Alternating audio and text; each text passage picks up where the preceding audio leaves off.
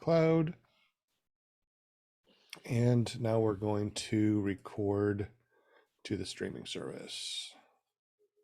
So hopefully that works out great. I love it when everything works out great. Connecting the software, says that we're live. Wow, look at all the people in the chat. I did not realize how many people were in the chat. So welcome everybody, and welcome to clearproptv.com, our paramotor podcast that we do every Monday night.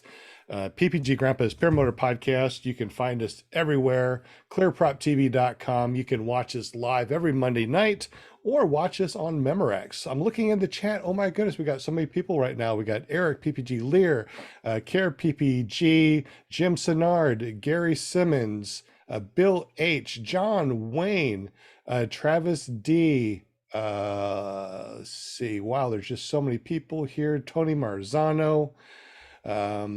Again, John Wayne, and want to say thank you again to John Wayne. He does help us monthly on this channel. So thank you again, John Wayne. We appreciate you. Will Fly, Daniel Roosh is here. Let's see, did I miss anybody? If I did, I'll come back and say hi to you guys in just a moment. Welcome.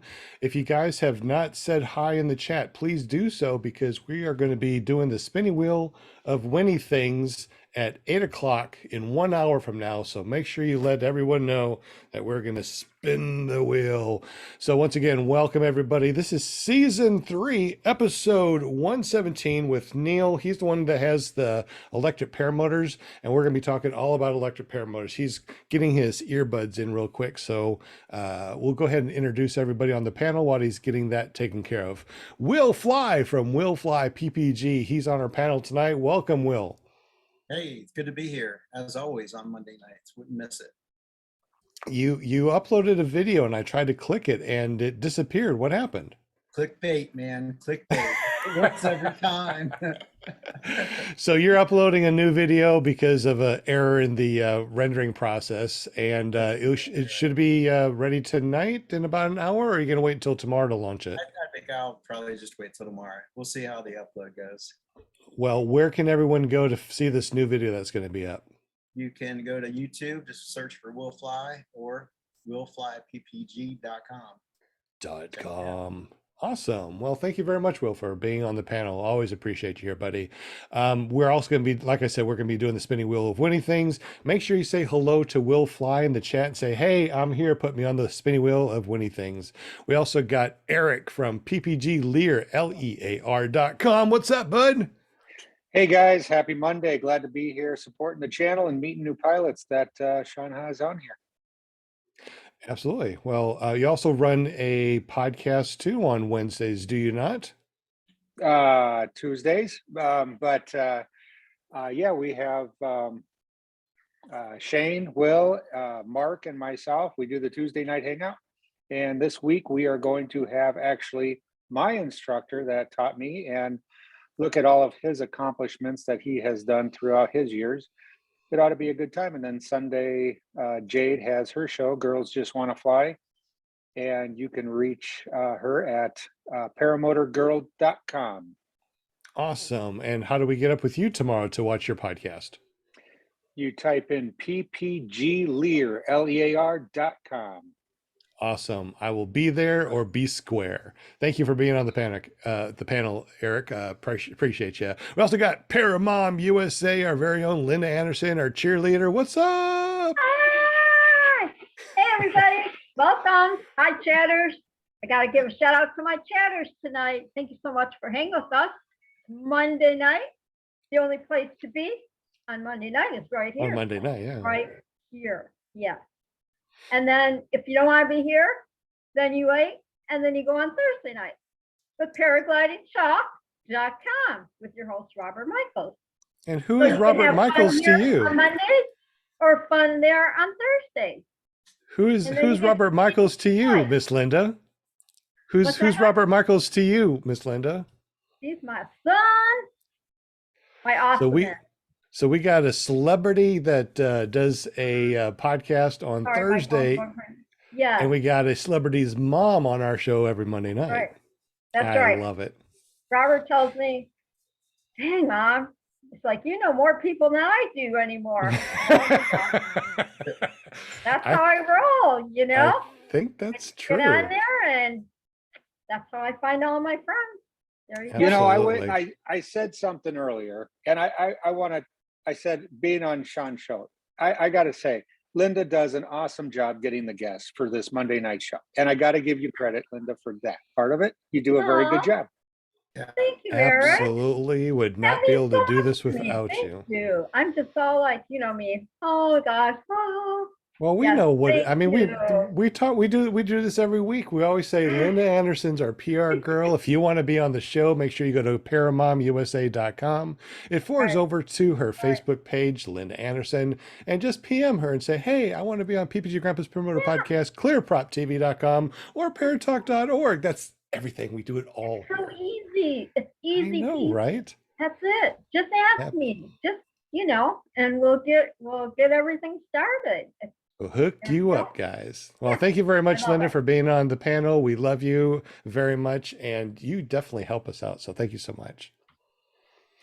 We also got our friend from Canada, Jim Senard. What's up, buddy? The only guy I know that sniffs his money and goes, maple syrup. What's up, bud? Things are going good. Thank you. What flight are you up to now? I know that you were hanging a little bit over 100. Have you flown at all? Yeah, I actually got about 5 or 6 flights in on Thursday. What? So I'm up to 109. 109 flights. So, and that's just something that we have to, check with you every Monday just to see how many flights you got going on. So 109, that's awesome. You also have been printing up some cool things for us, including ClearProp TV stickers. So we appreciate you printing out these things and our Paramotor calendar and all sorts of other stuff. And your printing place that we can get up with is carepp.com, correct? Correct. And your Paramotor shenanigans is careppg.com. You betcha. Awesome. Well, thank you very much, Jim, for being on the show and helping us out every way that you can. But of course, it's not about you. It's not about me. Tonight, it's about our guest. Neil is our guest tonight, and you are on mute. Okay, good. You're off of mute. Hopefully this is better. I think it will be. That's awesome. Our pre-show, we had a little bit of echo, so we got some earbuds in. Hey, I got some earbuds in too. How about that? That's awesome. Neil, it's Zeman, right? I'm saying your last name. All right. So Neil Zeman, he's the one that let me fly his electric paramotor. We did an unboxing, everything. It's down there in the link below or in the description. And check out that video when you get the chance. We unbox the electric paramotor, we check it out, we charge it up, and we go out to the field and I take it up for a spin. And it was absolutely amazing. It was the SP140, right, Neil? Yes, by PPG. They did have they have a 4-prop one that only got about 20 minutes of flight, but it had no torque steer. And they went to a larger prop to gain efficiency and a 4-kilowatt battery, which, like I said, I get 50 to 65 minutes out of it. That is incredible. So for everybody out there that does not know the electric paramotor guy, Neil, tell us a little bit about yourself, your background, and how you got into paramotors. Okay. And my next door neighbor was a crop duster when I was growing up, and he flew F-14s off carrier. And I always wanted to fly F-14s off carrier since I was like 8 years old. And unfortunately, my eyesight didn't allow me to become a military pilot. But I started trying to fly Cessna 152s, 150s, Piper Cubs. And I decided that the motor was where the expense was. And if I cut out the motor, I cut out most of the expense. So I tried to fly, or I tried to get into the sailplanes, the gliders, big carbon fiber wings. And I found out that was more expensive than the flying the Cessna 150s. So I looked in the yellow pages and there was hang gliding and paragliding. And this was in the mid 90s. And the paraglider pilot never called me back. The hang glider pilot got me out on a training hill, and I started flying in southern Arizona, New Mexico, Colorado, California. I got my hang 1 and 2 out there. I took a job in Venezuela.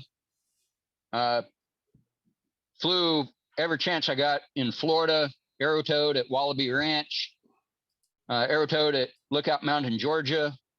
And I took my instructor. I got my hang 3 and I got my instructor qualification at Kitty Hawk Kites in North Carolina. At that point is when I moved to Arkansas, and I was always the new guy in Arkansas. So I mainly flew in Lookout Mountain, Georgia, every long weekend I got. I got married, had a daughter, dropped out of hang gliding for about 15 years, and I bought a small car, and I started seeing these really cheap deals on flying to Hawaii, flying to Europe. And I always wanted to fly the Switzerland, fly Oahu. And you can't take a hang glider on an airplane. You can pack up you wait a minute. You cannot take a hang glider on an airplane? Well, why not? well, you got to break it down, and it's still it's a 17-foot long package when it's on your roof rack transporting them. And when you take the leading edge apart, you still have a 7-8 foot long package, and you have to ship it by freight if you go on an airplane Gotcha. because of the rigid aluminum frame that it has in it. Again, had to have a ladder rack on a car or truck to transport the glider to local flights. And the paraglider offered me a way that I could scrunch up, put it in the driver's seat or the passenger seat of the car, or I could carry it, check on baggage, or even carry on if I stuff it down small enough. So that's why I decided to change over to paragliding. Okay, I do have a question about hang gliding. I mean, I've seen a lot of videos of people hang gliding. What is the difference since you paraglide, you paramotor, and you hang glide? What's the difference between that hang glider and paramotoring? Because I don't know about you guys. I haven't hang glide yet, but I would love to. But what's the difference? Okay, the hang glider is a rigid Regala wing, which has aluminum tubing in the leading edge and the cross member and the nose to keel. And you have a 1-inch aluminum tube that comes down and makes a triangle that is your control bar. So your control bar and your wing, when it's assembled ready for flight, is more or less rigid. You don't have to inflate it like a paraglider wing. So you pick it up on your launch and it's ready for flight. You don't have to inflate, make a wall, get it above your head. It's already ready for flight. Due to the aluminum tubing in it, they have a higher glide speed. They have a longer glide ratio to them, and they're a little bit faster on airspeed. I found out the penetration power flying into the wind was greater. Your high performance paragliders and your beginning level hang gliders have about the same performance for glide. Your high performance hang glider, or starting to approach your lower level sailplanes. You got rigid wing hang gliders that have no flex. You use actually flaperons to control your roll and your yaw. How long Um, does it take to actually learn how to fly a hang glider opposed to flying like a paramotor? Because the wing, you don't have to inflate it or kite it. You can actually learn the hang gliding quicker.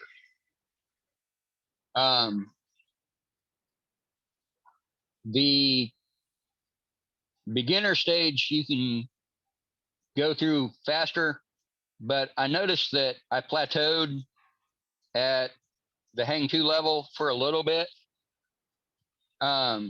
which I'm rapidly going through on the paragliding.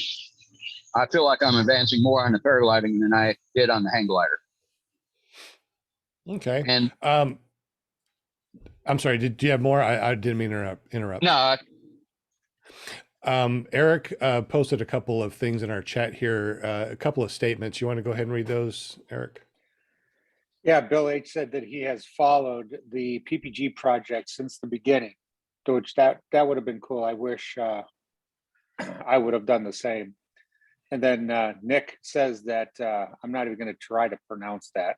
His hang glider wing for trikes breaks down to 20-foot or 16-foot sections and weighs 105 pounds. Wow. most of the wings that I flew weighed from about 45 to 60 pounds.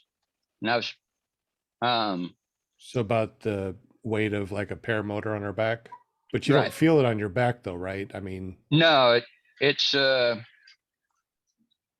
it will actually start flying itself. And unless you're carrying it across a flat field, you don't feel that weight. gotcha. Just like our paramotors when we start to fly. You're talking So about- I was just going to ask you before you got too far off, but you were talking about the controlling the roll and the yaw. What could you explain that again? What you were talking about there? Was that was what Okay. There's two types of the hang gliders. That there's one that is a flex wing, which uses the flexing of the wing to control and uses weight shift to actually give you your 3 axes of flight. They've advanced now into a rigid wing where they've pretty much made a airfoil that is shaped, that is stretched like a sailcloth airplane wing that is using airplane controls. How about that? That's pretty neat, really. So does it have a stick and everything? Kind of. I mean, It has a stick. Yeah, it has a stick to control it. about that? Have you ever flown a powered one, a powered paraglider? Yes, I have. I've tried the trikes, and then I've also tried the mosquito. It's called a mosquito, which takes a regular hang glider and the harness. It's a 2-stroke motor at your feet that you take off on, and you fold your feet up into by the crankcase. yeah, I saw a video of that. It has like a little wheel on it, so as you go, it's actually up on the wheel. Yeah. I tried it. I got the prop really close to the wing, and I was afraid that if I kept flying it, I was probably going to cut my wing. So that was the only concern I had with it. Sounds really cool. I would love to get one of those powered trike with the hang gliding wing. I think that'd be really awesome. Did you have anything else, Jim?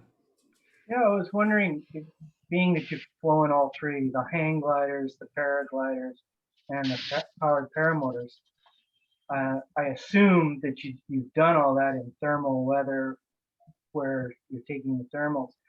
have you experienced the powered paraglider in the thermals? And Yes. how do they all kind of compare? The hang glider, like I said, flies faster. So you don't, well, I'll have to say this.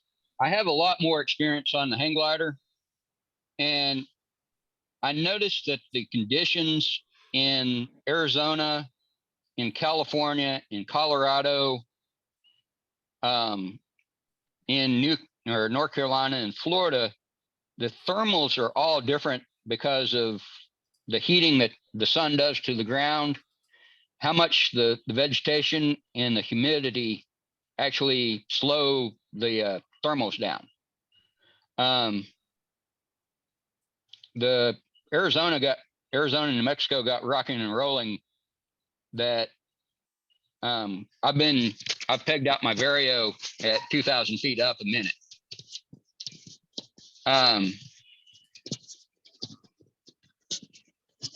In Arkansas, I've mainly flown around 600 to 900 feet per minute up in the hang glider. So the thermals that I experienced here feel a lot different than they do in Arizona and Colorado. Flying the beach where you got the linear wind was a lot different from flying inland where you got more thermals.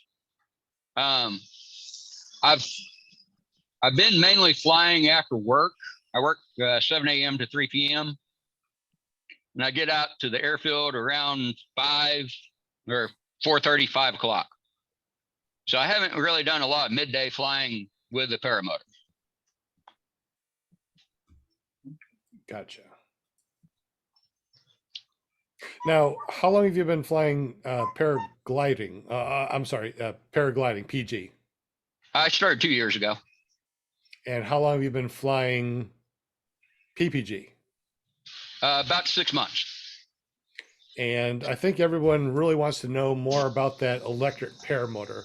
I put a link in the description down below. I put a link in our chat with us unboxing and flying. Tell us a little bit about that SP140, the electric paramotor from Open PPG, and what you think about it. And you flew it. You said you got 65 minutes out of it. I mean, that's a long time for a battery. Okay, here's the battery. This is 46 pounds of battery, and it's connected up to the charger. I forgot to plug it on the charger last night to have it charged up for the show. So it's currently about 5% power, 10% power right now. But it flies, or hopefully you can see it. It's starting to get dark. The Paramotor by itself, without the battery, weighs 36 pounds. It's real easy. You got your motor, you got your little electronic speed control, and right here fits the battery. You have your battery connection, and you have your controller, which I'll go ahead and put the battery in. It's almost dead, but give me a second. How much did you say the battery weighed? It's 46 pounds. It's heavier than your actual paramotor. That's pretty crazy. Okay. With the battery sits in this way, and you plug it up right here. I do it from the front. Of course, I do it right before I put it on my back. Sorry, I don't have a way to hold the phone.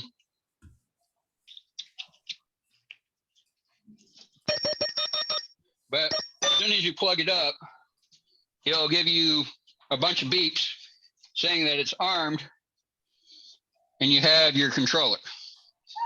And your controller gives you your battery voltage. I don't know how well you can see it on the phone, but it's saying 81%. Well, it's dropping down now. And it gives you your elevation.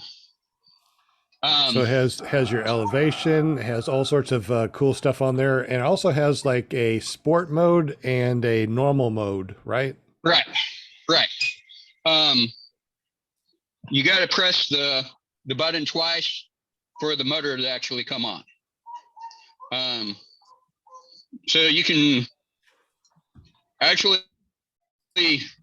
as it's sitting right now, you can throw the throttle around and squeeze the throttle and nothing will happen because you haven't armed it.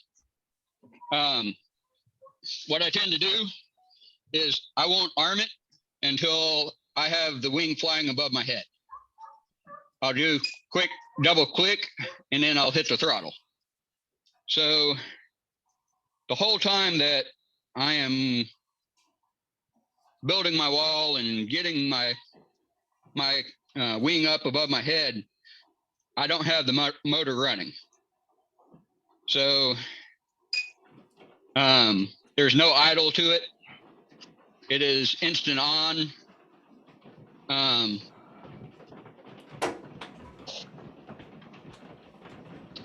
There is like one of the cool things that I thought about it is if you run this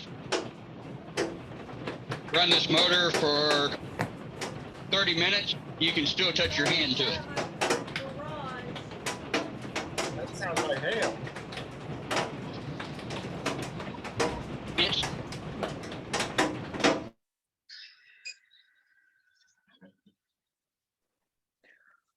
you there? Yep. Oh.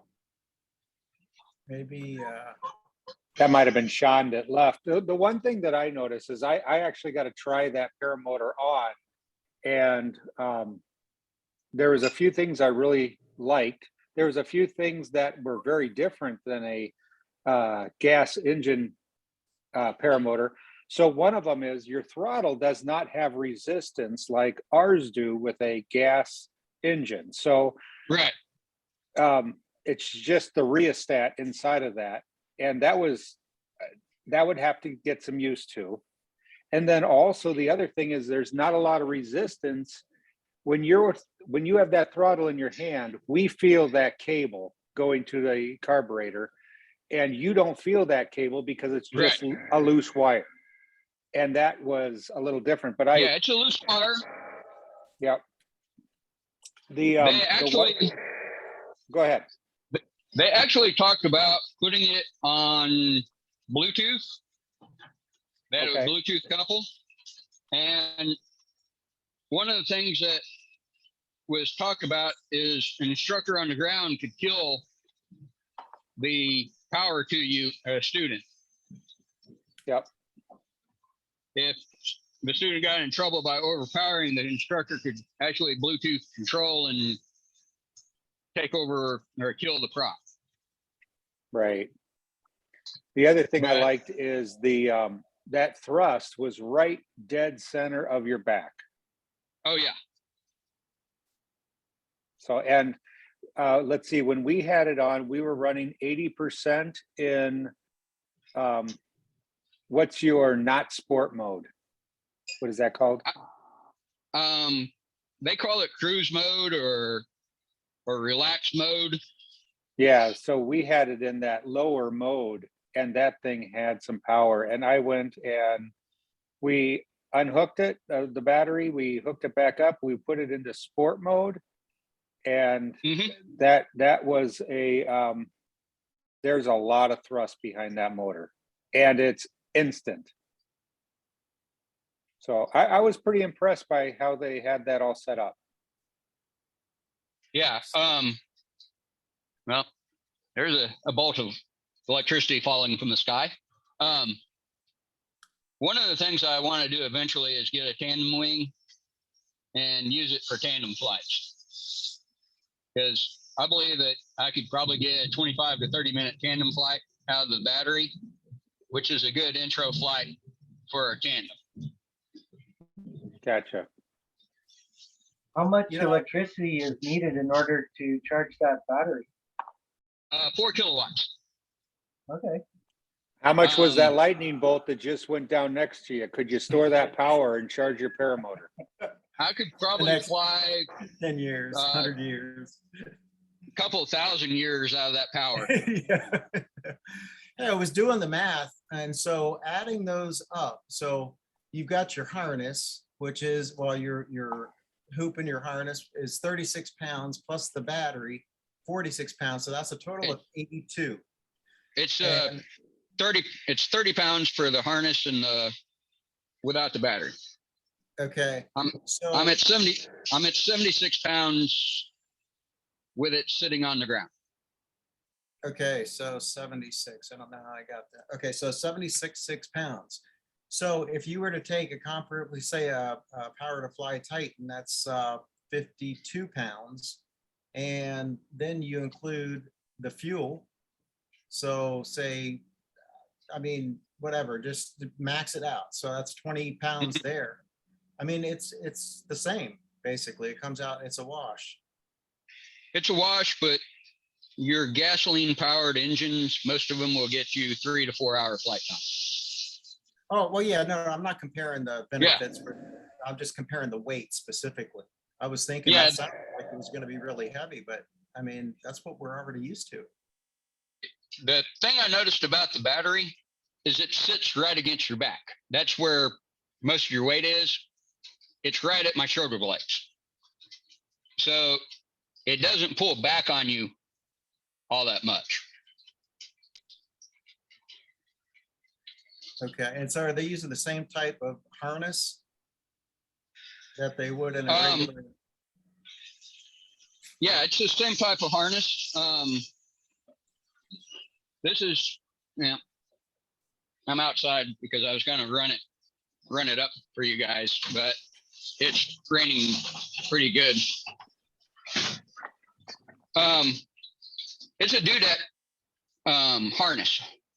Okay, So it's just I mean, you can take this harness off and use it on your gasoline powered paramotors.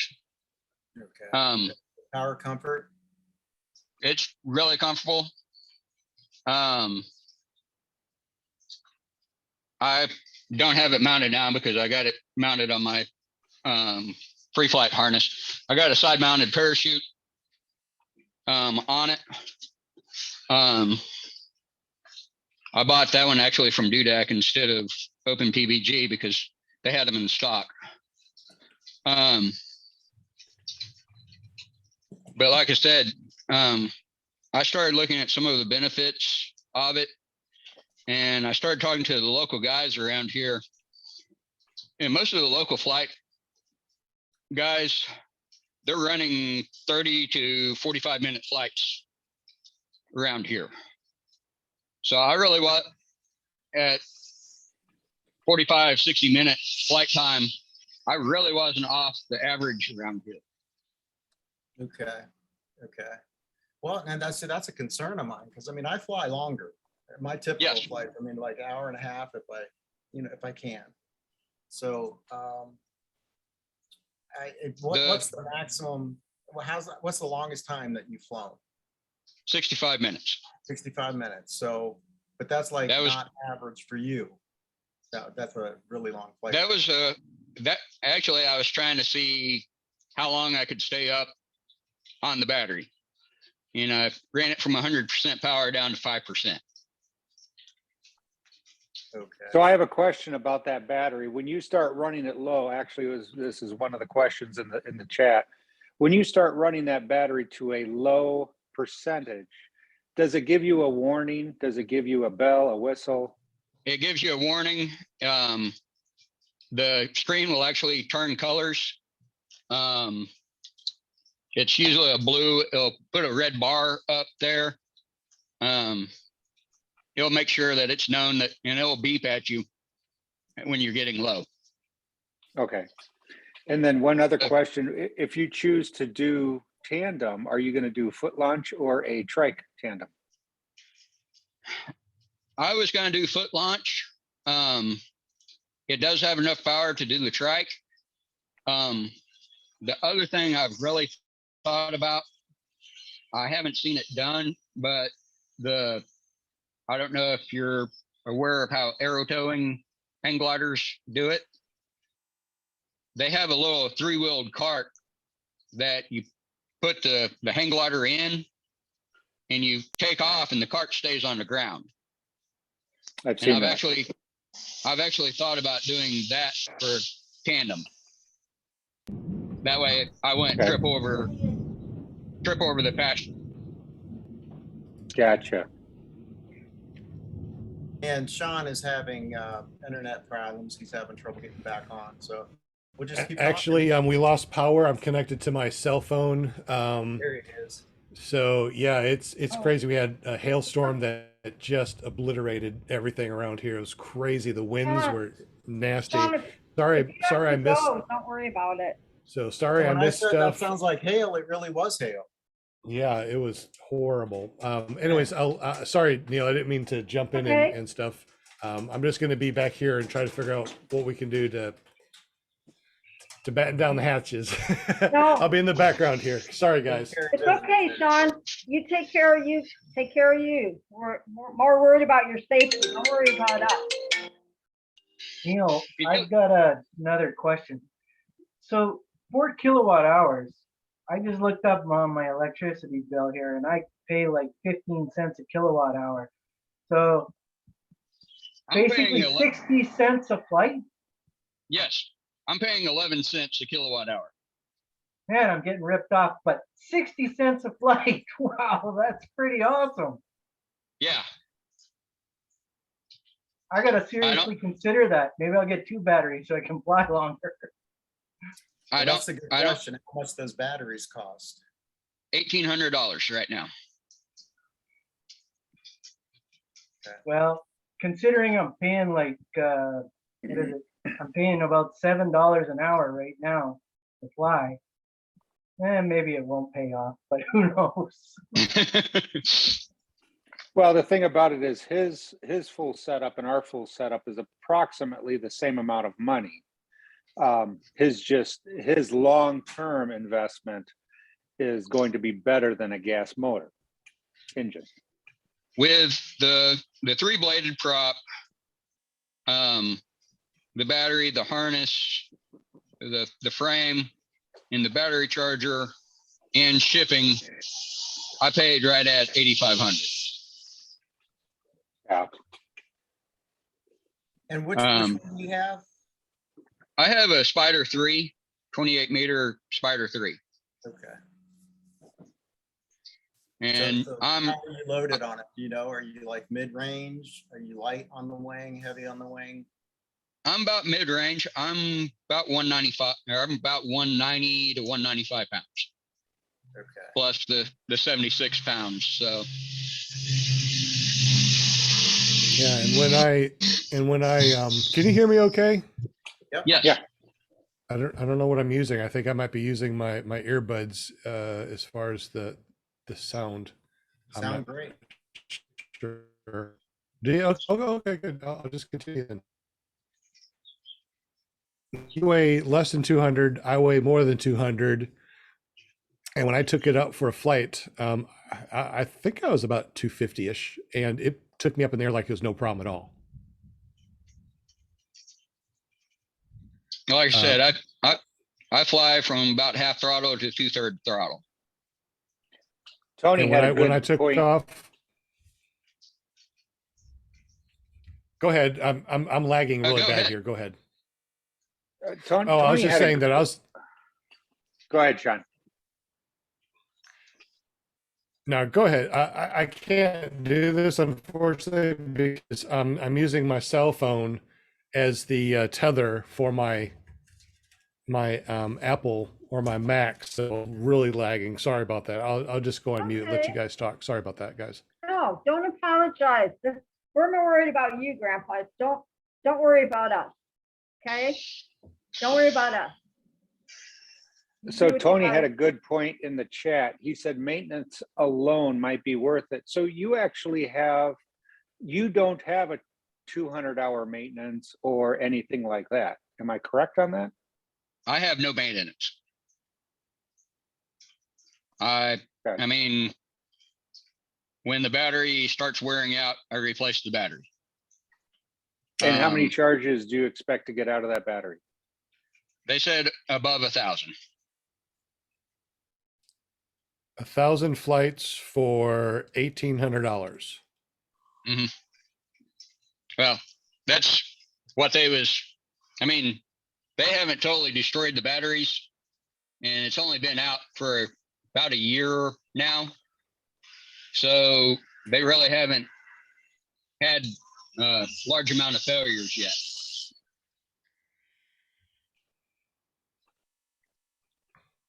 So, you know, what I'm trying to do is wrap my head around the cost effectiveness of it. In other words, how much, because I mean, fuel's not cheap anymore. I'm sure everyone knows that.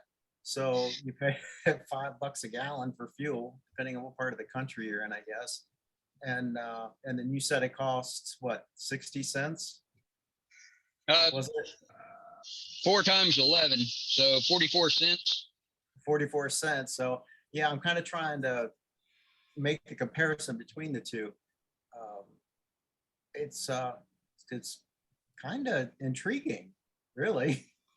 But you got to remember too that he, invested in $1,800 into his fuel, the battery, Yeah. and he's using that also. So I mean, $1,800 plus what he's using every time that he's charging. But what he paid for the whole paramotor, what you said was 80, what was the total 80 cost? 8,500 Okay. for That was everything. for everything. So, I mean, Yeah, if he gets 1,000 uses out of that battery and he only pays 40 cents to charge it, he's yeah, you see what I mean? I mean, you're basically, it's a new, $2.20 a flight. a new motor, a brand new paramotor. I mean, the difference is not that great, if any. So, If Well, you have a cylinder go out at 200 hours and you have to replace the cylinder head, how much are you into it?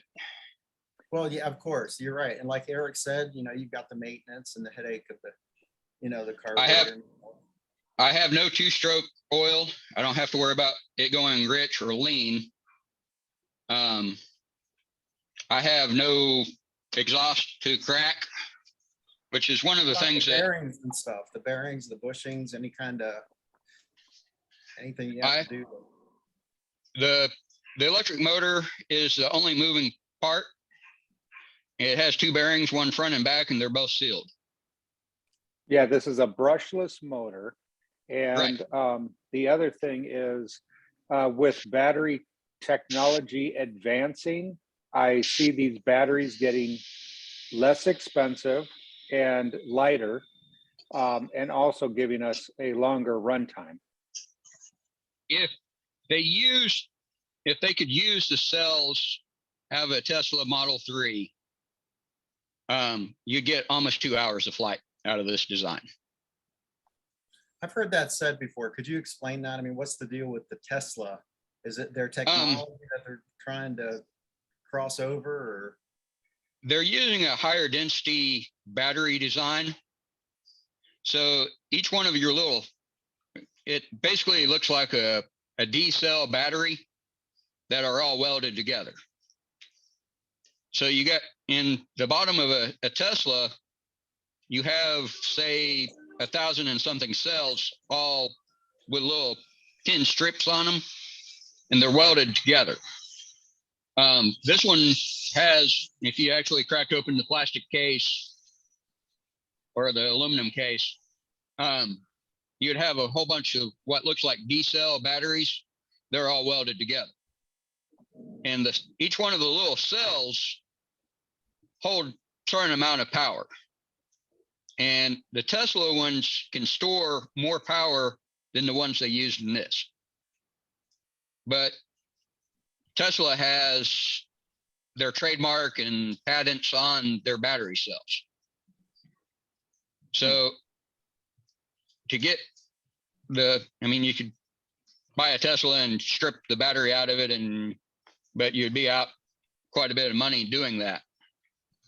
But if you took the cells that are in the current Tesla, you'd get more flight time.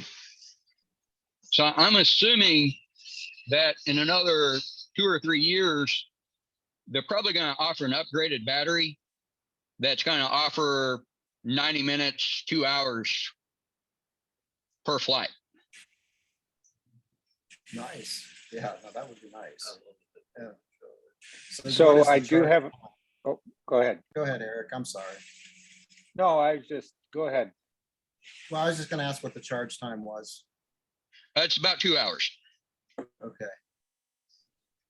So Tony has a question. What about fire? What happens if it catches fire? Has this happened? Have they tested for that? The only thing that they've had a problem with right now is this connector. I don't know if you can see it. It's gotten hot and come unsoldered. And that's the only failure that they've had so far. Okay, and that's the Um, coupling with the battery? That's the coupling with the battery. Okay, so that um, was due to a poor connection creating high amps, which amps is heat. Right. Right. Anytime you have a gap in there, you have extra resistance, and the resistance with current flowing through causes heat. Yep. But once you get several dozen flights on it, you get the reliability of an electric drill. I mean, Right. most people run the electric battery down in a drill until it stops, and then they recharge it. It's a lithium iron battery, which is a little bit more forgiving than the lithium potassium battery. The risk of the lithium iron battery is comparable to the gasoline. Your cell phones that uses your potassium, lithium and potassium, that's the ones that you hear about catching on fire. Of course, you have higher power density with them. You'd get a longer flight time, but your discharge and charge cycles matter more. Right. You get more. You get more with The lithium iron, I can leave charged up, or I can leave it drained down for a week or two. On the lithium potassium with lipo cells, you want to drain down to about 85% for storage, or even take them down to 35% if you're not going to use them in a couple of days, or they develop memory more than normal.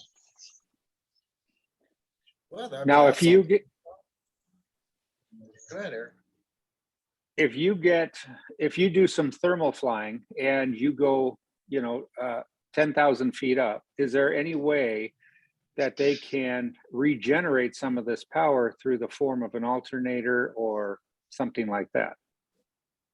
Not with this setup. I do, like I said, I have a plug-in electric car, and it has dynamic braking, which recharges when you're braking. But the paramotor, it freewheels a little bit behind me, not all that bad when it's off and I'm gliding down. But there is no current drain if I'm not on the throttle. Yeah, I mean, there's so many things about an electric paramotor that intrigue me, and that's another thing, just to be able to turn the motor off and just freaking glide, and having the confidence that when you need the power, it's going to be there.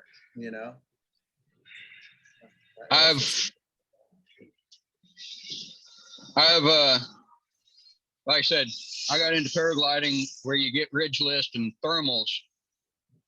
And one of my accidents on hang gliding, I got too far down the mountain ridge and the wind shifted on me and I couldn't make it all the way back up the mountain ridge before I had to land in trees.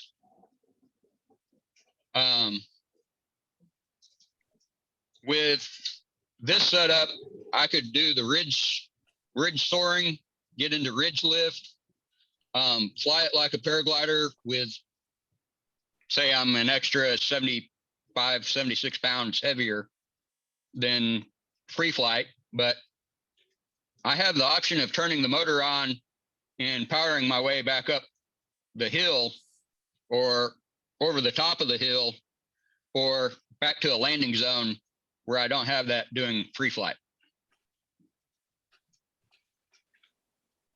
Yeah. I mean, does any of that intrigue you at all, Eric? I mean, Yeah, actually, well, okay, so Mad Sloper is in the chat and he brought his out when we were out in Vegas. And as I said, I got to try it on. I was very impressed with the power. I will tell you that. And this is something, Neil, maybe you can answer. And I should have, when I was talking to Mike out in Vegas about it, can you change modes without disconnecting the battery?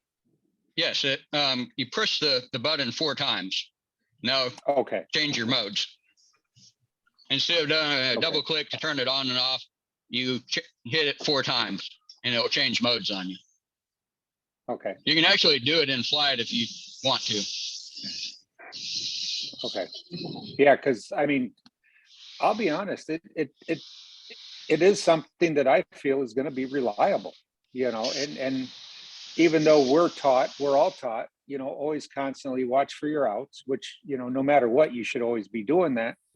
But you know, you have a reliable piece of equipment behind you. I think Mhm. it's going to be a peace of mind thing. And in all of us out here that fly, how many people really take the hour-and-a-half flight? You know, at 45 minutes to an hour, we're usually looking to land, to come down, to get out of the sky. And if you had 2 batteries and you wanted to go back up, you just go back up for another flight. Right. The other thing that I've noticed, I don't know if it's something everyone does or most of the locals, when they're coming in for a landing, they'll kill their motor about 50 feet up. And then they'll glide in with a dead motor. When I release the throttle, I can double click and turn it off so it won't come on if I bump the throttle. But if I can come in with just the throttle released, it's not idling. It's basically dead. All I got to do is squeeze the throttle and I got instant power to go back up. If I see that I'm going to blow my landing, I can just add power and go for a go around. You know, and that's the other thing is the safety aspect of it. You know, like he said, he's actually getting his wing up, and you know, then he's arming his throttle. You know, that's a big thing. You know, where do a lot of failures happen? You know, is people accidentally, you know, start their motor on the ground or something, and their hands go through the props. But go ahead, Jim. Yeah, I was wondering if you went for a short flight. It was actually Paul Marzano brought this up too. If you went for a short flight, say, and just used up 80% of the power, what do you do? Because you said that you should bring the power down, or you should store it around 35 if you're storing it for a long period of time. How do you get rid of that power? I have another charger that has a load on it that I can drain it. I do drones. I also do remote control planes. So I have a load that I can put on it. For someone without that, you would have to find a 100-volt drain somewhere. Okay. that's why I'm saying this. The lithium iron is not as finicky about it as the lipo is. So I got another question. Approximately how many hours do you put on it? Or have you put on it so far? I've put on about 50 hours. Okay. So you figure you'll Like I do said, about I've only 100 been- this year? Well, it just got warm again, so I'm gonna try to do a lot more because I took it kind of slow getting into it. It turned cold. Flying when it's freezing is not my ideal of fun. I'm not an Eskimo, so, and I've had job offers up north that I've turned down because I don't want to deal with the snow and ice. So now that it's 75 out. It's 75 out here right now. So I mean, What? Some of us have no choice. So hey, how about the, what's the noise difference between the electric paramotor? Because I know the electric is going to make noise, but you have is it wind. quieter, about the same? What? It's less. It's also at a different frequency or harmonic that's not as annoying. My girlfriend cannot stand the noise of the two-stroke paramotor, and she really doesn't mind. Well, she minds it a little bit, but not as bad on the electric one. But you do get your prop tip noise.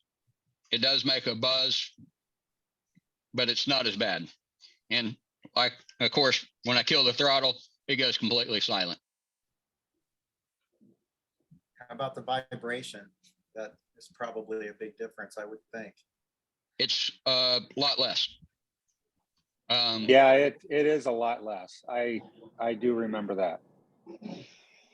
They say I haven't flown it with the two blade, but they said the 3-blade actually reduces the vibration even more.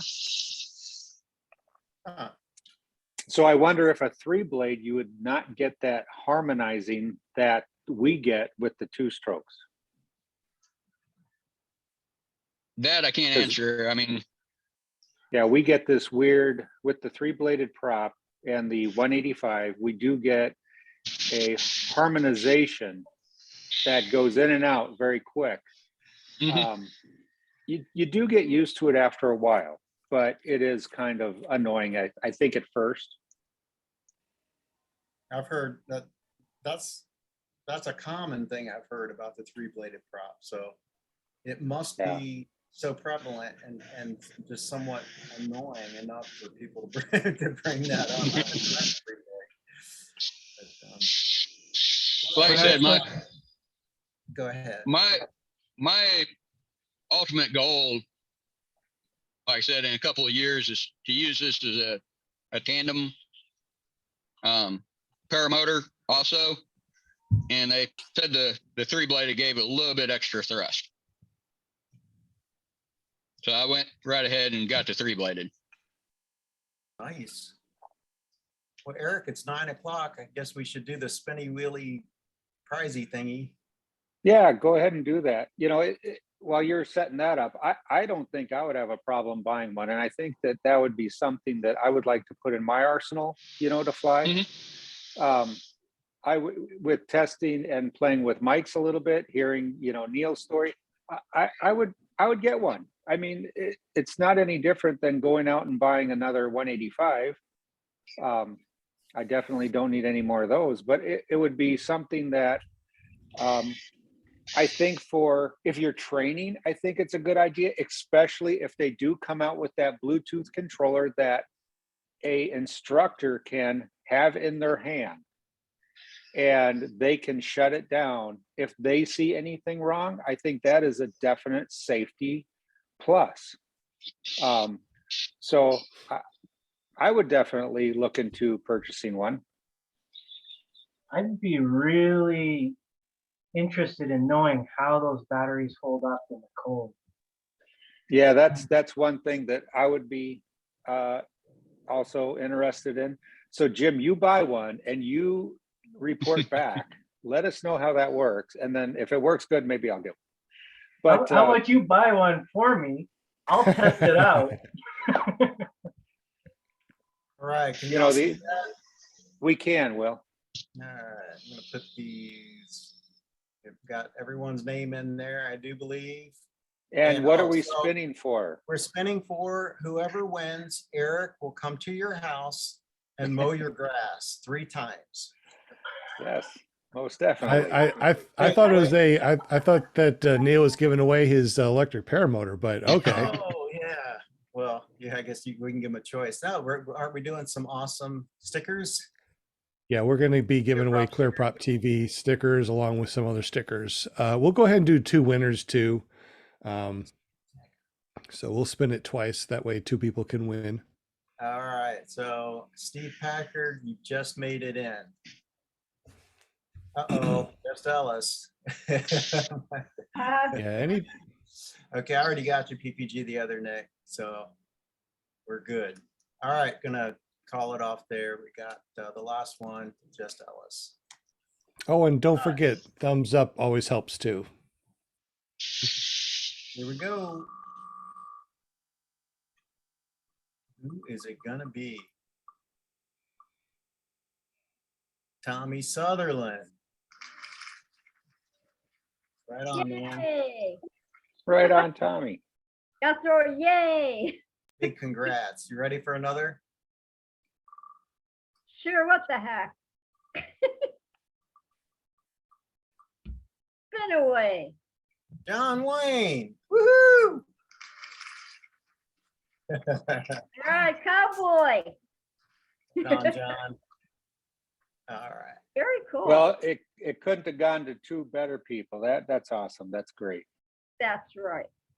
Absolutely. And just text me. You guys probably already have my phone number, but if you do not, I will give out my phone number, 501-747-3558. I can't put it in the chat because I'm barely streaming with this. Will or somebody, if you want to put my phone number in the chat, you're more than welcome to. It's 501-747-3558. If you're listening to this, you're more than welcome to put my phone number into your phone and text me anytime. Matter of fact, text me your name. Let me know that you're into paramotors or whatever, and I'll put you in my phone and we can talk about paramotors when we're not doing a paramotor podcast. There you go. We're in There a you tornado warning now. Was it a tornado warning? Yeah, so. You'll be fine. Hey, All Will, right. did you see that video I sent you with the wind and the hail? It's freaking ridiculous, man. No wonder the power went out. Yeah, I saw that. I saw that on Facebook or whatever. Oh, that's, ugh. Radar I don't looks know, pretty next spooky few right days. overhead. Probably midweek, we're gonna probably get hit with it. Right, Eric? You are correct. I have to leave town tomorrow. So Jade will be here at the house in a storm. Probably starting generators up to make sure some pumps don't stop working, but Yeah. It's prayers, because everything's getting crazy. Okay, crazy. it Neil, is. are you in Arizona? No, I'm in Arkansas. I live in Cabot, which is about 25, 30 miles from where Sean lives. Oh, okay. I was thinking you were in Arizona right now. Okay. I went to college out in Arizona. I went to the Navy and then I went to college in Arizona. Okay. Arizona is where I learned hang gliding. Okay. All right. Yep. Marzano says the tornado warning. It sounds like good kiting weather. Yeah. Kiting skills. Oh boy. I can't Yeah. Definitely be going With up. that hail that I'd be out there. that cutting hail wood that was coming right down. away. It'd be all done. But like, there she goes. What about the hail, Sean? Oh, I bet you anything the hail would just go right through one of these wings. So I'm glad I didn't take it out and try my kiting skills in this shit. No kidding. Yeah, don't be doing that stuff. We don't need no, what do you No, I call, won't do see, that. in rodeo, they call it trick riding. For you guys, we don't need no trick flying, you know what I'm saying? You don't want to do that crazy stuff. Definitely not. No, not at all. But the winners of on the spinning wheel winning things, just text me and send me your home address, and I will send it out to you. Also, too, if you want some clear prop stickers, you don't have to win the spinning wheel winning things. Just text me your name and your address. I'll send them out to you. No big deal. The spinning wheel winning thing is just fun to do on the show. Hey Neil, how much time you have left with us? You got another hour or so to hang out and Yeah, I just got talk about several times. All right. Quick Yeah, the couple more power's still questions. out over here. Nothing's going on over here either. I don't know how long my phone's going to last as far as tethering this to my laptop, and for some reason my Zoom's not working on my phone. There are a Oh, couple other questions here too. Okay, go for it. And my apologies, I don't know who asked it, but why do they call it the 140? Maybe that. Maybe Oh, the that's- SP140. I don't know, Neil. Do you know? It's a 140 centimeter prop. Ah, So it's a decent sized hoop then. Yeah. Because I mean, I got a 135 and it's basically right at the edge, so cool.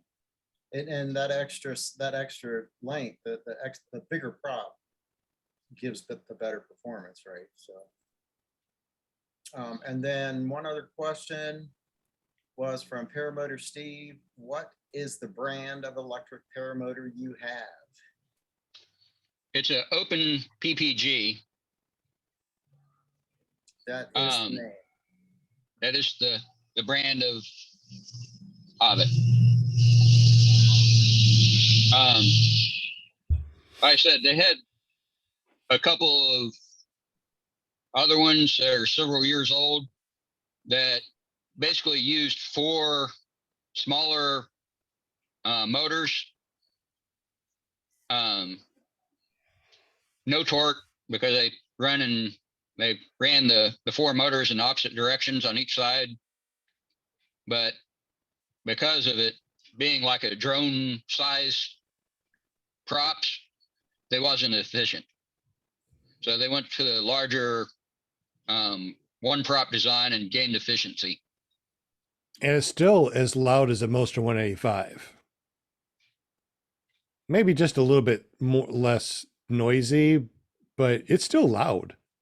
Yeah, you still got, I mean, you're spinning a 140 centimeter prop that I'm not even sure what RPM it spins, but you're going to have tip noise. Yeah, there's no way around that. That would be perfect. I mean, you can imagine just a silent paramotor. You said that when you're taking off, you usually get the wing up first. Before you apply the power. Would you be able to do power forward with a unit like that? I do. Well, like I said, I normally get my wing flying. I get it flying overhead. If I do a no wind launch, I will go ahead and put power on and have an active throttle. But like I said, for safety, when I'm reverse kiting in say 5-6 mile per hour wind, 10 mile per hour wind, I won't have the throttle on. I'll get the wing above my head and flying before I arm it. Yeah. Tony Marzano is asking if that's the only electric PPG that's out there. There are several others out there. There's a couple of European ones that I don't remember the brands, but they was in the $10,000 to $12,000 range. So I got interested. The Open PPG project originally was they designed it. You bought the parts and you assembled the kit yourself. So you did all the soldering. It was an open source design. They shared they even shared the files for CNC, the backplate. So Open PPG is the name, and it's for all intents and purposes open source. Yes. And what then are you? So you're basically, when you're buying the materials, you're buying the company to put it together, to build it for you, Right. basically, right? You've also got to buy a harness. I mean, that's not open source there.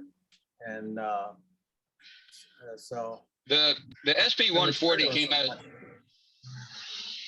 it came as a complete kit that they pre-assembled, but they will give you the code for the controller, and they will let you change the programming in it.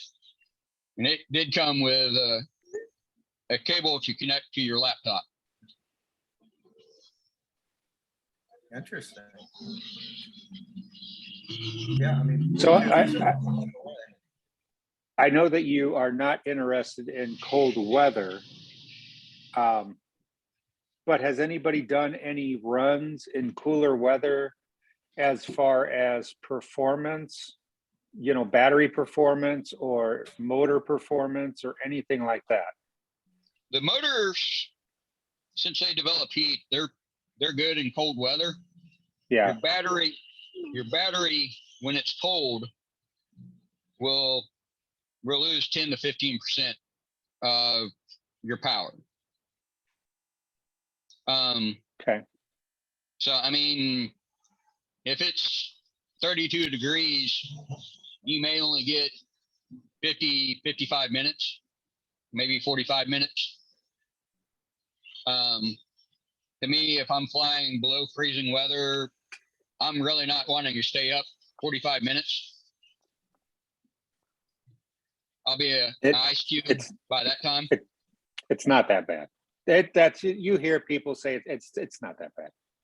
Yeah, I would think too, when you go say -5 or a 23, it probably would be exponential difference. Like, it's not going to be a small increase. When you drop another, say, 10 degrees, it's probably going to be Well, quite a the bit other more. thing I'll say is I transport the battery in my car. I transport the whole thing folded up inside my car. So I'll put the battery in the front seat floorboard, and the heater will be on it. So the battery will be whatever the temperature of the car is, and I'll slide it in, plug it up, and it won't get 30, 35, and I'll start drawing power out of it, which heats the battery up by itself.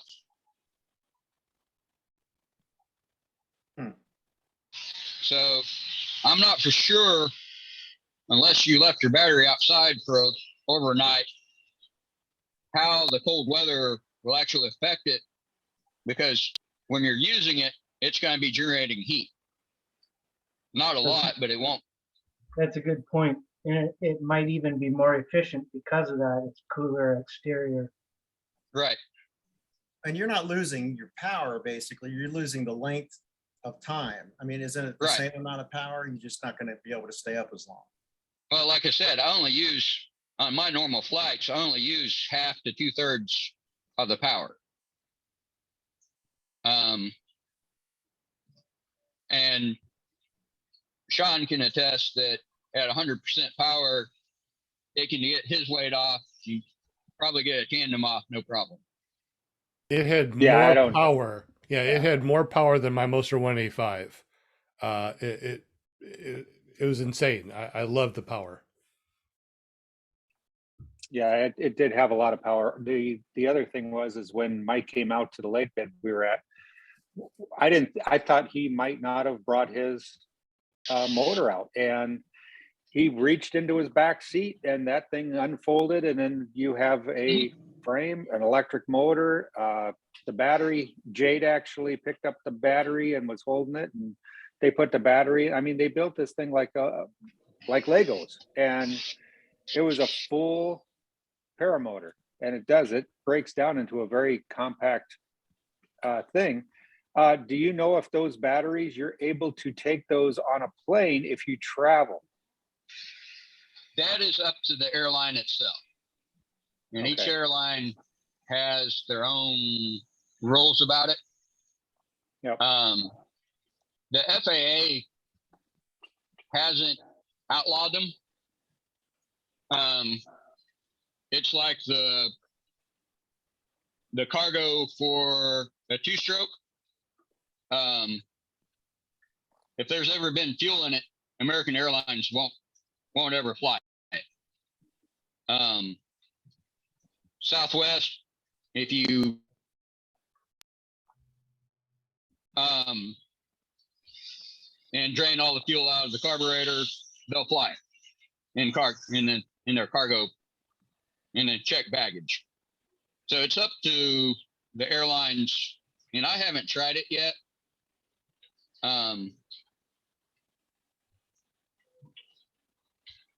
Like I said, it's up to the airlines, and I haven't really flown flown commercially in the last year. Well, it's definitely a game changer for a person that wants to travel, with their paramotor, because Right. now we don't have to go through the rigmarole of rinsing out our fuel tanks and draining carbs and stuff like that. Or even finding gas that you want to burn. Right. How long do those batteries last though? Like through the years, eventually isn't it like a truck or car battery? You have to replace it? It depends on the use, the charge cycles, how you store it. I mean, it's like saying how long does a car last? I'll say if you look at registration data on gasoline powered cars, it's 12 years for half of them and 130,000 miles due to wrecks, due to whatever. But half the cars sold today won't be on the road in 12 years. If I get 5-6 years out of the battery, I'll be happy. Wow. Okay. Gosh, I mean, how do you store them then? I mean, so you buy your battery for your paramotor, right? Or no, it's for you can buy for a paramotor, right? And go electric, if that's how this is all going. Instead of gas, everything's going electric. I store it. I have a game room that has I have a pool table and a bar down in the game room. It has concrete floor, and I have a stainless steel table. I have my 3D printer on, and I just lay the battery on the stainless steel table, and that's where I store it. Wow. Okay. The paramotor, it sits beside I take the blade off. I take the hoop off. The hoop and the carbon fiber rods will fit in the harness. I got a little bag that I put the carbon fiber blades into, and I'll put it all in the harness. That's so crazy. Well, I mean, I'm just, observing all this, and it's like, isn't it heavy though to have on a paramotor? And is it heavier than having the gas, when you're running the gas in that? It's 76 pounds with a battery. It's 30 pounds or 36 or 30 pounds for the harness and the hook, the motor, and it's 40 or 46 pounds for the battery. All right. It has 2 web straps on the top of the battery, and I run a piece of 3/4 PVC pipe through the hoops, and I'll carry it separately from if I land out in the middle of the field, I'll take the battery out and carry it separately from the frame. So I don't have to trudge across a field with 76 pounds on my back. I'll make a 30-pound trip, then a 46-pound trip. I almost laughed out loud. I'm looking at the chat. I just brought it up on my phone, so I guess I can see the chat. And Paul Marzano said 2,000 AA batteries. Yeah, no Yeah. kidding. Oh my gosh. And are these So- batteries recyclable? That's what I want to know. Yeah. The extra batteries, last year they was $1,800. They're going to come down I'm assuming they're going to come down in price and go up in performance. Okay, like the microwave. Just kidding. I'm I aging mean- myself there. You Paul got Paul also said, could he mount it to his SkyTap frame? I don't know. Can we take off that battery and motor and mount it to a different frame, Neil?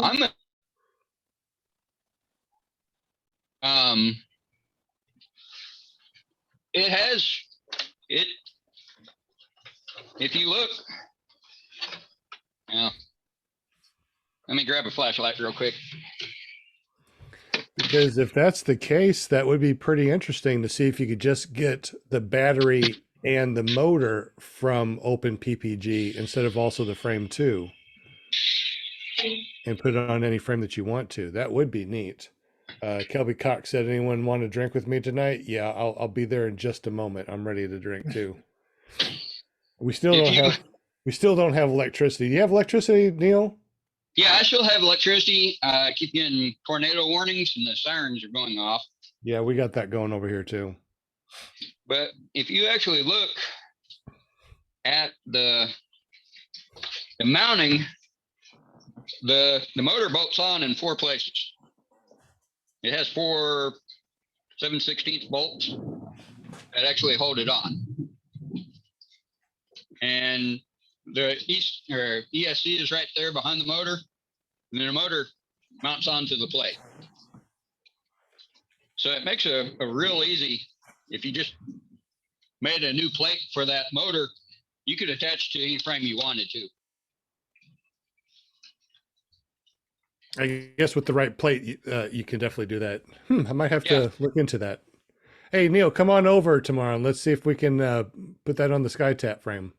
Well, I'm going to Louisiana tomorrow night. All right. Well, just drop it off over at my house. I'll work on it. Well, you guys sitting here in the storms, everything's like freaking out. So we don't need to stay on the show much longer, Sean and Neil, because I want to see you safely back on the show next Monday, if you know what I'm saying. Yeah. Normally the tornadoes run. There's a little ridge that runs from Conway to BB, which is about 5 miles north of me. They run along that highway and they don't cross south of that ridge. Hey man, that's nonstop lightning there. I hate lightning. I'm going to tell you right now. I don't like lightning. It's just like, because I know we're in for it this summer. But yeah, you guys be safe, please. I'm telling you, you guys got to harness that lightning and charge them paramotors. No kidding. Dan has a question. What kind of battery? That's not a LiPo battery and it's not a Life battery. What battery was that? It's a lithium iron. It's a LIFE. Oh, it is a Life battery. Okay. Yeah.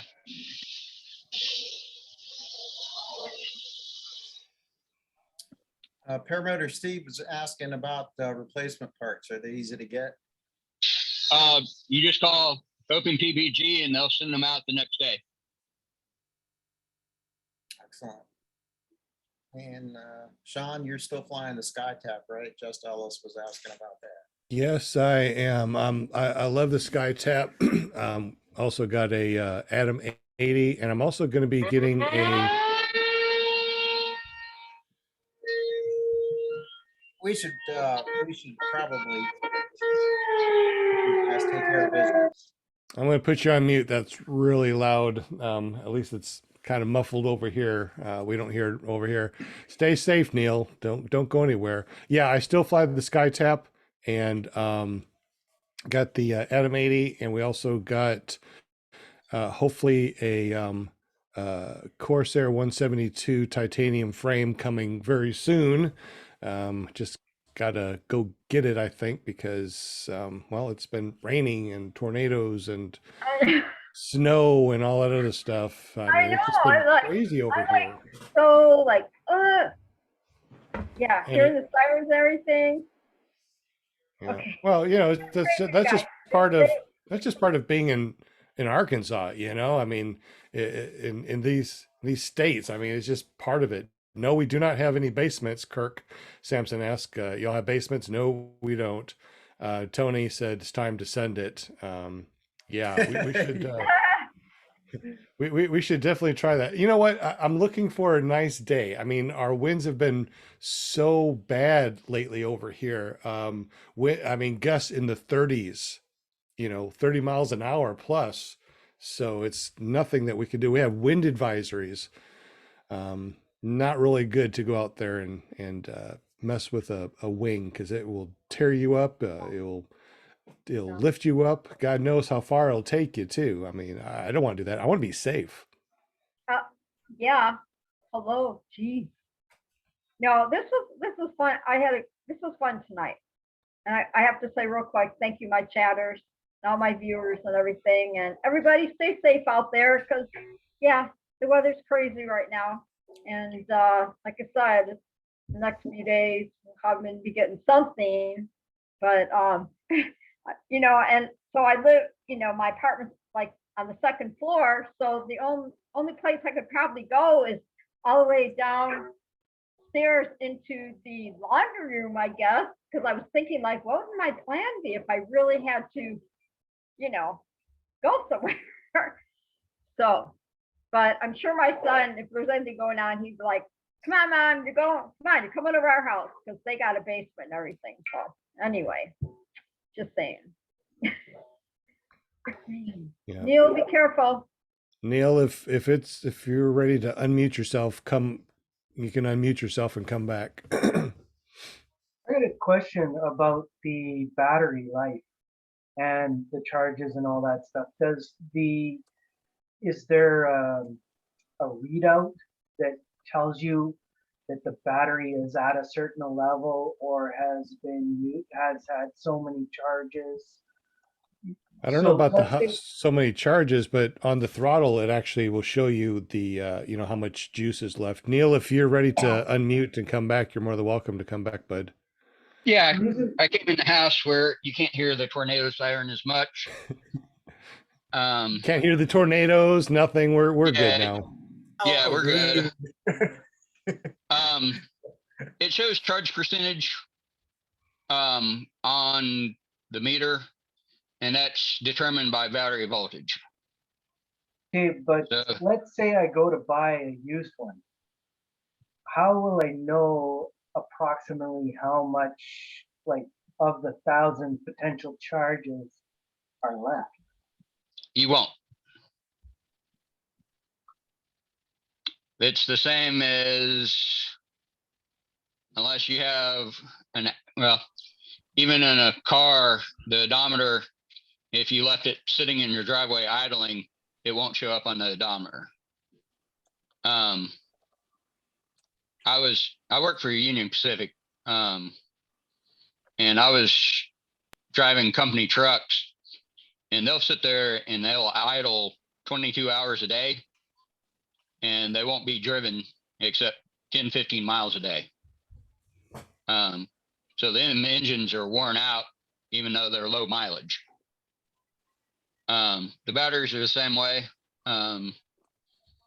Unless you have a battery manager that has the electronics in it that will tell you how many times they've been cycled, you won't know. And this is a dumb battery.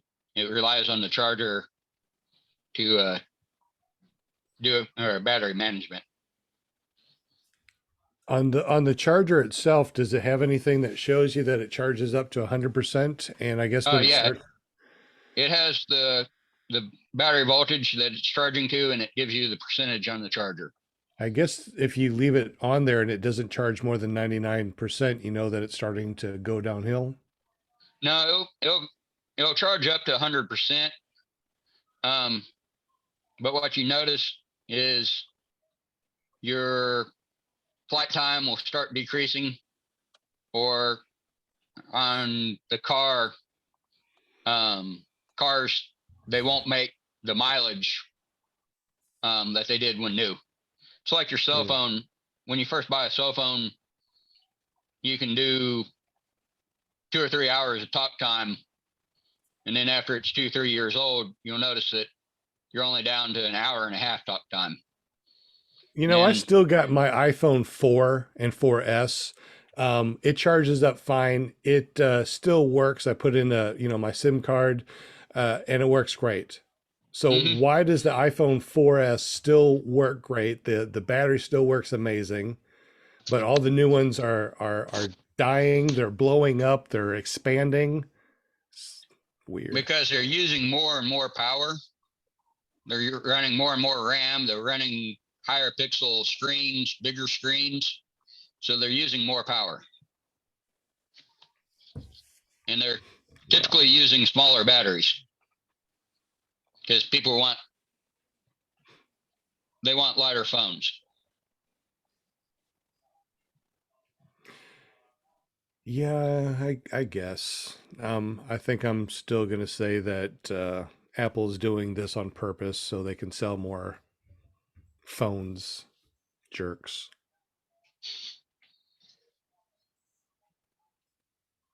Guess what just popped up on my phone? Will Fly's brand new video. Did I just crash? No, you're there. No, you're still there. All right. Well, that's not saying much here, Will. You're supposed to be paying attention to the chat, and he's uploading videos. No, YouTube was uploading video for the past 3 freaking hours. I guess it finally finished. But Sean, I'd be happy to premiere it here on your show. I mean, just the link if you would like. I can put that in the chat. Oh, definitely. And anytime that you guys do a video and you want to showcase it and talk about it, I mean, this is all about, paramotors. Yeah, but So they please, have to wait. They please. have to wait until after your show to watch Have to wait And until after the It's show. raining hard here. it.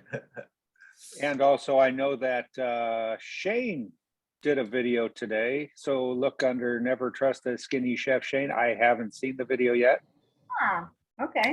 Or you can go to ppgshane.com and see it. Yep. Okay. Cool. Everybody in the chat is giving me a hard time because I don't know how to pronounce crawfish, as they put it. Yeah, it's not crayfish, it's crawfish. Crawfish? I- They I don't don't say know. They're- crawfish, they say crawfish. They look like I call them little lobsters. So what do I know? At least you didn't call them crawdads. Is that I wrong? understand they don't taste like lobster though. What That's do they true. taste like? I've never I've had never one. had one. Well, we actually had some when we went to Michigan, Linda. What? What is What? south of I'm out of what the is loop. what is south of Torchport? What is the town south of there? I The have bigger no, town. I don't know. Don't tell me south and east and west. Just tell me, that place across the street by McDonald's, that's where it is. That's how I roll. That's how I roll. See? Oh, well, there's somebody somewhere near that airport. There's a little Cajun restaurant we went to. It probably tastes nothing like Louisiana food, Oh, I'm sure. but we had some crawfish there, and they didn't taste bad. I mean, I don't know what good crawfish, but everybody's talking about eating bodine or bodine. I don't know how to pronounce that either. Man, you all got to bring some of this to the fly-ins. I'll trade you cheese curds. I don't want the curds. I want like a big block of cheese so I can put it on my Right. head and be a cheesehead. There you go. Wisconsin cheese is the best. Yeah, it is. It is the best. It is. I won't buy any from the store anymore. I just message you and Jade and say, I need some more cheese. We'll just start bringing cheese to all the fly-ins. Yeah. I'm going to the Bad Apples Fly-In. I know that somebody texted me and asked me if I was going to the Bad Apples Fly-In. Yes, for sure. I'm going to be going to the Bad Apples Fly-In. It's 30 days away. Coming up fast. Coming up fast. So how you doing, Neil? Everything okay over there? Yeah, everything's good. It just started raining real heavy. So, but the tornado sirens have stopped and the wind has actually came up some, which is usually good, which means that there's no tornadoes around. Good. That's good news. We Neil, also- you have been an excellent guest. Lots of good information. Thank you for that. Yeah. Seriously. Absolutely, Neil. Thank you. So it's suffering from Absolutely. tornadoes and hailstorms and I know. I'm like addicted to the Weather Channel these days. I'm like, okay, what's going on? Because I'm always watching everything and thinking about my paramotors, my paragliders, like, okay. And it's like, oh, they're not flying today. No, that ain't good. Oh, Doug Martin, he's mad now because there's snow on the ground. I just know you guys. You're my family. So yeah, I watch it and I'm gonna think about you guys and go, well, not looking good for Sean today. Okay, well then. Not good for Sean or Neil. I don't think Neil's going to go flying today either. Oh my gosh. No, the 15 to 18 gusting to 35 kind of put me off yesterday. Yes, that was really some horrible wind. But the wind that was just out there with the hail was even worse. I posted the video on my Facebook page. So if you go over to my Facebook page, you'll be able to see it. I also put it over in our ClearProp TV guest chat. So it was about a minute's worth of video, but all it was, I mean, you couldn't even see across the street and the hail was just rolling. I'm glad I brought my car in. Oh, no kidding. Do the doggies get like kind of freaked out during the storms? Because I know my doggies used to be like, No, I got Oh, one yeah, down by my feet. They're just laying there and sleeping. The other one's laying on Robbie's lap. Nothing's going on. Mine She's is- listening. Mine is hiding in the shower right now. Oh. I tell Every you, time it- Arizona, those monsoon storms were nasty. I don't care what anybody said, and the lightning storms and everything. Yeah. It'd be like a huge lightning storm, and my one little dog, he would have nothing of it. Hey, Hey, you look got at light. you. Nice. Woo. Hey, Right. I don't know what to do. oh my gosh, I can put my background on again. you're looking like a hippie anymore, Grandpa. I don't know. I've let my hair grow out You're almost catching up to me. because I want to try a one of those guy perms. So I actually got an appointment for tomorrow to do a guy perm. So A guy what? a guy perm. It's a A guy perm? A guy perm. It's a perm for a guy. So since I got nice flat There you hair, go, they're gonna Eric. curl it up a There little you bit. go, Eric. Guy perm. Come on, Eric. Come on, Neil. Guy perm. Yeah, I got a lot here to perm. Yeah, Neil's just gonna perm this right down here, and it's gonna be all curly. Well, Jim could almost be caught up with you pretty soon. So there you go, Jim. Guy perm. Hey, Will, you know, I'm just gonna throw it out there. What about Well, you? why not? I mean, just like Just L said, how about a man bun? I don't have that much hair for a man bun, but Oh, I Uh, can't wait. Now the hail is really coming down. oh, you got hail now? You must have, that must be the hail that just went through us. It was bad. Hope you don't have your cars out. Oh, Yeah, Lord. one part's out, so it's got full insurance. So We had up north, we got a thing on our phone that said that there was golf ball. No, did you say golf ball size hail or softball? Softball, a baseball size hail was I'm coming kind of down. wondering what it is outside. I mean,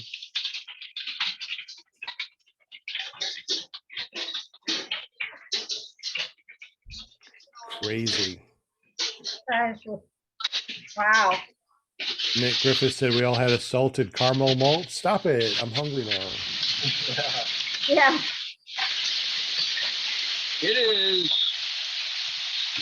Wow. Wow. great size hail. Oh my gosh. That's hail that's in your Show, Yeah, that was hail in my hand. yeah, show us that again real quick. Show us that again real quick.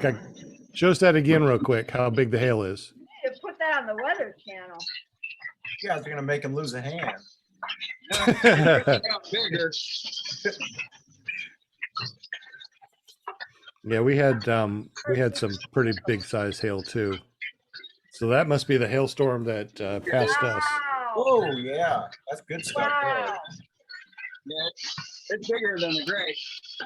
Holy hailstorm. Dude, you need to move to Wisconsin. We don't get hail like that. Oh, it just comes down in one big ice cube. Oh, yeah. You need to put that on the Weather Channel. I'm telling you what, tomorrow morning you'll be on there. Yeah, they love that stuff. Oh my God. Weather Channel, I'd be cooling my drinks with that stuff. Exactly. I was just thinking that, it's like I was ready to go get me a drink and use some of Drop it that. in the glass, pick up a little bucket, drop it in. Well, yeah, it's nature, to be fresh and healthy. Why not? Yeah, so we got grape size, like Neil got grape size, but up north of us they got golf ball and baseball size hail. So that's pretty nasty hail. And Yeah, to get hail that size, you got some strong updrafts that's sucking the rain up into the clouds. yeah, that's some serious cloud suck. Don't go paragliding right now. That'd be awful. Be sucked No. up into that. Yeah, that would be very fun. That would hurt. That would. Kirk Sampson said, "Take pictures. Will help with the claims process."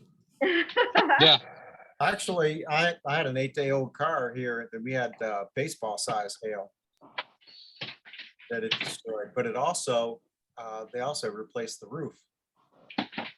So something to keep in mind. You're looking at the roof and you're thinking, it's okay, it looks fine, but really hail does some real good damage to, somehow it makes things not right.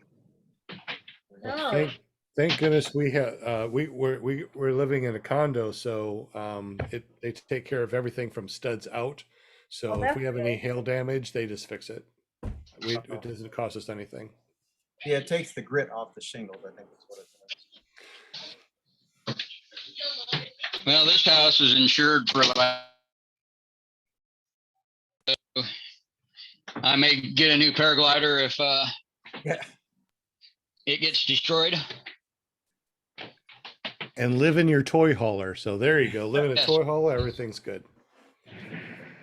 CT Fly says, "Does anyone fly midday?" I do. I love to midday fly and thermal. However, I have a Gin Vantage 3 that I use when I midday fly. It's a hybrid motor mountain wing. So when I do go up there and I kill the motor, I do lots of thermaling. It's really interesting. The Gin Vantage 3 has lots of lift. It's a very lifty wing. It's a 28 meter and it's pretty awesome. Well, it's about 9:15 Central Time.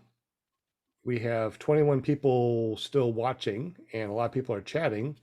Do we want to wind down over the next 15 minutes and get ready to go at 9 in 15 minutes? Or do you want to talk more tonight? That sounds good. I got a quick question for you, Shane, or Sean, sorry. Um, when you're doing midday flying, are you with your Gin Vantage, are your trims all the way in order to get it to keep it in that lifty setting for thermally?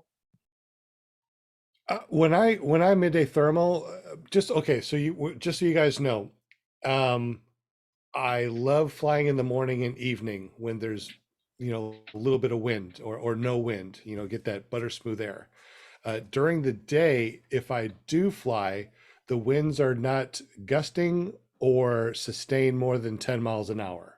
So when I look on my wind apps and they are all under 10 miles an hour, I will do that. And I have to look at winds aloft. So it's not just, oh, it looks okay. I guess I'll go try it. No, I look at winds aloft on the Ventus sky. I look at Ryan Carlton. I check the weather. I check I do a lot of checking. I just don't go, oh, it's midday, I'm going to go fly. That can be extremely dangerous. So don't just go out and go, oh, it's midday, Sean does it. No, I do it, but I do it very safely. So I definitely check winds aloft. You don't want to go up there and have a sharing effect, and then your wing collapses and you fall to the ground and die. That's horrible. We don't want to do that. We want to be safe. So very safe. Somebody said something about going to an SIV course. I just saw that here, and I can't see where it says. Oh well. Oh, and speaking about SIV and wings, real quick, just so you guys know, every time I get a new wing, I go do an SIV class to see what the wing does. And even though I do fly 28-meter wings, all of the 28-meter wings that I fly collapse differently, recover differently, and I would definitely suggest you guys do an SIV course with your wing just to see how it collapses and how to uncollapse it in case something like that does happen. Um, and PPG Shane, he knows. Never Trust Skinny Chef Shane. We went to an SIV course together, and I brought, God, which wing was it that I brought there? The Gin Vantage, or was it? Yeah, I think it was the Gin Vantage. And when you do a horseshoe, you grab the A's and you bring them down, you put them together, it makes a horseshoe. Everything's really neat and it's very benign. However, when I did it on my Gin Vantage, it collapsed. It spun me around and it dropped me like a hot potato. My other wing didn't do that. So SIVs, definitely do it. Into the chat, let me know if you've done an SIV course or if you're going to do one in the future.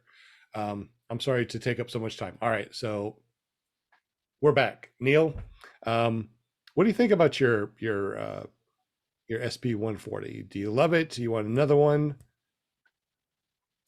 Gonna get a trike I for it? I really don't have anything to compare it to.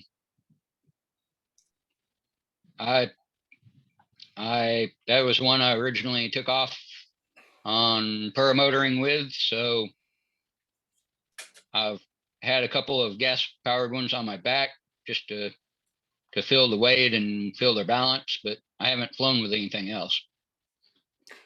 If you want to come over here, I got that Atom 80. You can try to fly it. Okay. Pretty awesome. That way you can try it. I don't know if you want to try the SkyTap Angel, but you're more than welcome to try that too. Okay. Everybody, come on over. Let's just have Yeah, fun. I want to playing, try that with electric paramotors. paramotor, man. I at least put that on my back. It's pretty cool. If I remember I right, you want have more a time. pool. What's that? I said, if I remember right, you have a pool, so make them Yeah, over the so summer. pool party, my birthday's coming up in June. I'm inviting everybody to come on over. We're gonna have a barbecue. We're gonna play in the pool. We're gonna go fly if it's nice. Nice. That's right. I remember, I think last summer, didn't you, or was it last summer, the summer before, you were like in the pool doing like a little, you're like a video thing on Facebook, you're like floating around the pool. I'm sure I do videos about pools. I do videos about Yeah. everything. I just, you know what, this last year I just haven't done many videos. It's like, the students come in, we work on that. It's from sun up to sundown. The only videoing I do is when they're, doing stuff and I want to go over it at the end of the day. So I really don't do as much videoing as I normally do. And when I go fly, I just go fly and have fun because All I right, just well, can't. make sure tomorrow you put your new, what's it called? The man perm? It would be very interesting. The man perm, it the man- starts at noon tomorrow, and I will do a video about the man I'm perm, trying the to- okay, before, the before woman, I'm like trying to visualize. and the after. Just do a Google search for man perm or perms for men. They look pretty cool. You're gonna be doing like the wave thing. You're not gonna I go don't like know. permy, are you? Don't go permy on me. I 'Cause you're like don't freaking know out. yet. I mean, I've never done this before. I just seen the pictures. I'm like, well, let's do the perm and then we'll see what we can do afterwards. I don't know. Okay, okay. I don't know. It'd be neat. I can't But I wait. got 30 days until we go to Bad Apples. So I got to do something different. So I'm doing the okay. hair thing to actually show that I'm starting this particular thing that I'm going to be doing for 30 days that you guys will be able to see at Bad Apples. And that's all I'm going to say right now. I'll be videoing it, but I'll put it out there later. All right. If your hair gets too long, it's going to get caught in the prop. That's why I'm doing a perm, so I don't have to have a man a man bun. Just perm it, and one of my friends said I'll look like a Colombian drug lord. I'm like, I don't think I will, but I can't wait. Thank you for sharing that with us, though. I mean, that's that's a big change. So now this is actually not a mullet. This is all one length all the way around there right you now. go. Okay. So just no, wait. it's not a mullet. It's just No, put it's just pushed back. It's not a mullet. Travis. Put it all back down there again and just go. Hello, this is Sean. Grandpa. Back when I was a kid, I had long hair. I cut it off, did the locks of love thing, and I really like the long hair, but this is the first time I've ever done a perm. But once again, I don't need to talk about the perm because we got, Neil here and he's our guest. So any other questions for Neil before we wrap this all up tonight? I'm probably gonna be. There's no more questions in the chat. Tony said, shave it, you'll like it better. No, I will not. In the winter and you sunburn it in the summer. I shaved it before. I like it. I like hair. I've never done the perm. I never shaved it like Neil. I've done high and tights because of the Marine Corps thing, Okay. but never perm. So Neil, you've been flying your electric paramotor, you said, for 2 years. There was something else that we wanted to talk about. Oh, yeah. Let's end it on this one. In the pre-show, we talked about bad kiting area, and you almost quit. You almost didn't even learn or continue your lessons for paragliding or paramotoring. Why was it bad, and why did you not quit? Let's go ahead and end on that note. Okay. I got, like I said, I trained with Grid Shaw, and then I came home to, he's out of Fort Smith, which is about 120 miles away from me. And I'd come home and I practiced in a city park that was about 2 miles away from it. And I've discovered that no matter what the wind direction is, it has real bad rotor in that park. If the wind gets above 5 miles an hour, you'll get rotor in it. And every time I'd get the kite up, it would turn, swivel. I ended up running into a soccer goal while trying to kite. I'd get the wing up and it would collapse. And as a student practicing, I was thinking I was doing something wrong. They told me about truck towing down at the Hazen Airport, and I went down to the Hazen Airport to truck tow with a group, and I got at the end of the runway, and like I said, Hazen is as flat as Kansas, and it's soybean fields. So the wind was straight on. I started kiting there, and the wing came straight up, stayed above my head. I got where I could keep it above in 15 minutes with little to no input. I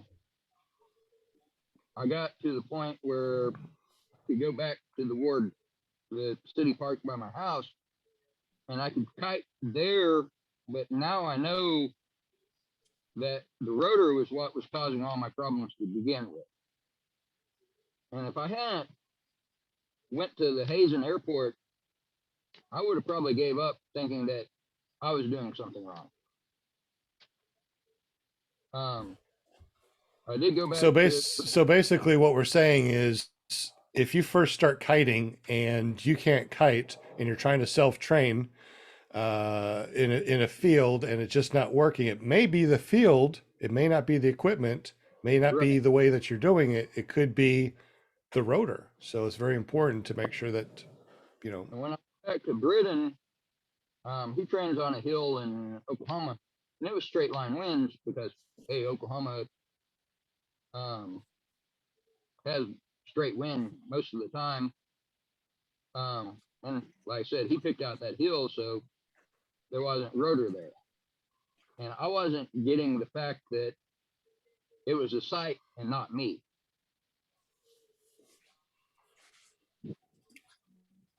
Well, definitely glad that you figured it out and you went out and paraglided. Then you went and got an electric paramotor to let me fly it, which was really fun. And you know, here you are on the show again. This is awesome, and I think that the electric paramotor is really awesome. I really would like to get one. Can't wait. What's today? Today's the at 9:45. We got a tornado warning until 9:45, so I think we're okay. It's not, well, now the alarm's going off or the sirens are going off again. Oh well. Well, hopefully Neil and I will not be blown away over the rainbow. That'd be awful.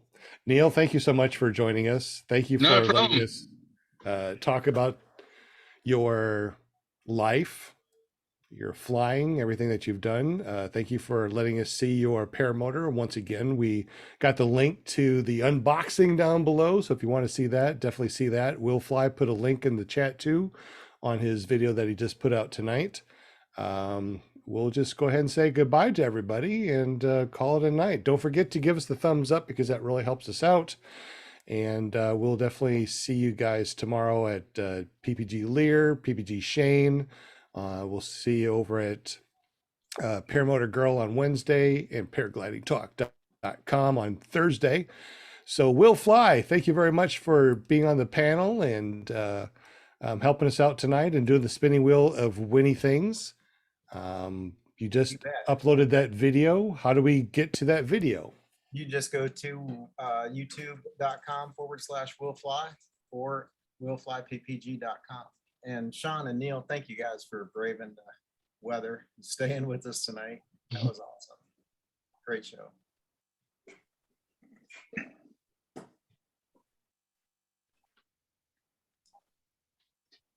Did we lose Sean?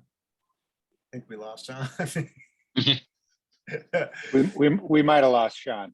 That's I okay. think I'm back. Oh, he's back. It says my internet connection is unstable. Duh. So did you tell everybody how to get up with you, Will? Yeah, and then you quickly went away. I thought it was something I said. It's like, Will, I'm just done with you. That's just, Yeah. I'm turning off the internet. But yeah, thank you, Will. Definitely appreciate your help and everything that you do here on the show. We also got PPG Lear, Eric. Thank you very much for helping me out and finding all those questions out there.